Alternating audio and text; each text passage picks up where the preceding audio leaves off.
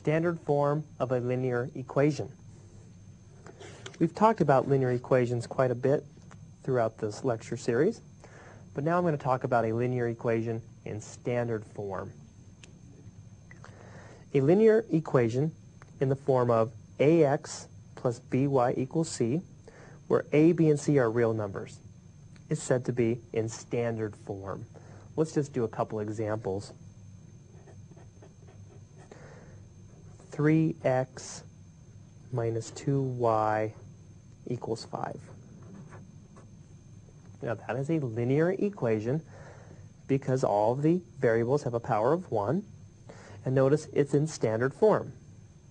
My a in this case is 3. The b is a negative 2. And the c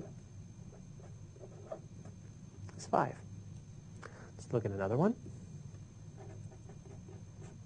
How about 6y equals 18? Now, is that a linear equation, first of all? Well, yes, it has to be a linear equation because the power of my variable is 1. Now, is that in standard form? Well, is it in the form of ax plus by equals c? Well, sure. There is no x value, which tells me that the a value is 0. So I could rewrite this, which you never will, but I could rewrite it as 0x plus 6y. And now we can see that it is, in fact, in standard form. My a is 0, the b is 6, and the c is 18. Let's try another example.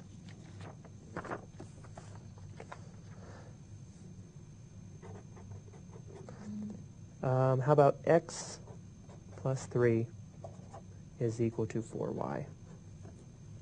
The question is, first and foremost, is that a linear equation? And yes, it's linear because the powers of my variable are both 1, so I know it's a linear equation.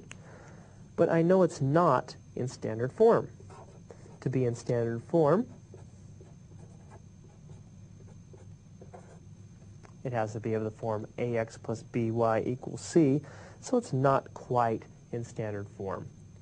To be in standard form, I need the x's and the y's to be on one side, and I need all the constants to be on the other. So we could certainly get it into standard form by doing a little algebra. To get the 4y's to this side, I'll simply subtract 4y to both sides.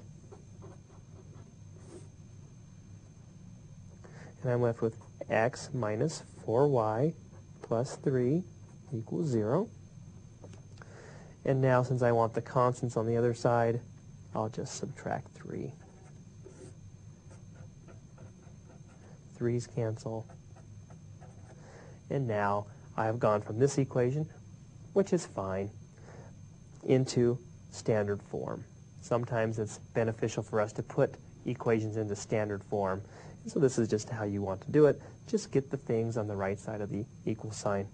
And notice my a in this case is 1, the b is negative 4, and the c negative 3.